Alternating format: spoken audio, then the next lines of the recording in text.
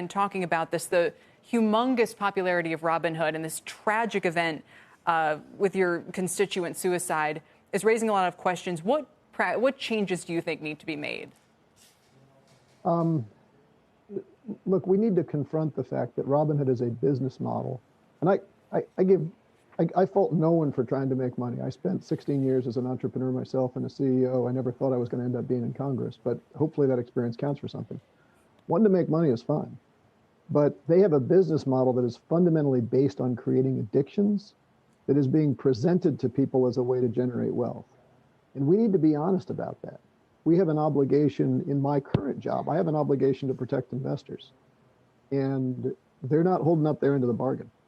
So let's talk about what that would look like, because obviously Robinhood isn't the only platform where people can trade in the market. And since time immemorial, people have been getting burned, kind of learning the hard way about what it really means to make a good investment.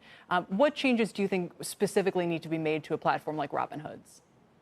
Well, you know the old saying, and I know that I'm sure you guys have said it on your show. I learned it from my dad, that if you're sitting at a poker table and you can't tell who the fish is, then you're the fish.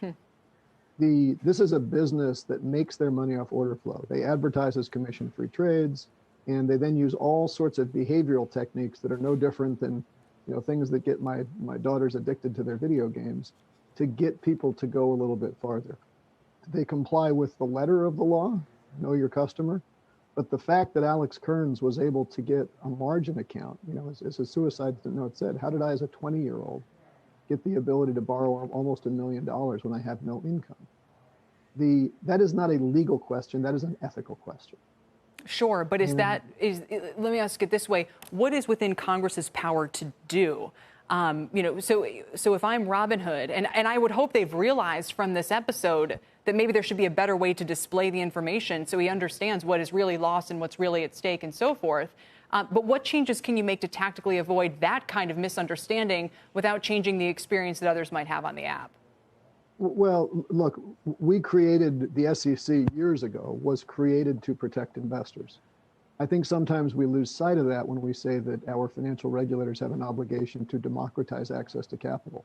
That's not what the SEC is for. It's to protect investors. And when we had Secretary Clayton before us a few months ago, he made the observation, I think accurately, that the SEC is a disclosure-driven organization. And if investors don't understand the disclosures that they're given, then we are not doing our job as regulators to protect investors. I introduced a bill, HR 1815, early in this Congress, specifically to do market testing of SEC disclosures, which would essentially say the same as any business marketing agency does. If you ask people what they're being disclosed and they can't answer that question accurately, right, then we haven't done our job as regulators to make sure those disclosures are easy to understand. We've passed that on the House floor. I'd like the Senate to take it up. So let me ask you, as I pointed out to Mr. Clayton, the SEC could do that by rule. Let me ask you this as a last question. Given what you've laid out about the SEC's mandate and so forth, would you consider banning Robinhood? I think I'm going to punt on that question, because I think when the question is, when the issue is a company has not violated the law but has behaved unethically, I think to some degree it's on us as regulators to make sure that we tighten up the law.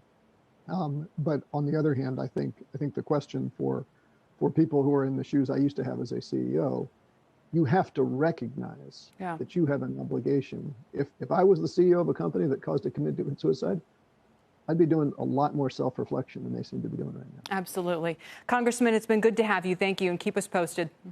Thank you, Kelly. Congressman Casten of Illinois. We did reach out to Robinhood, but the company hasn't yet responded to requests for comment about it.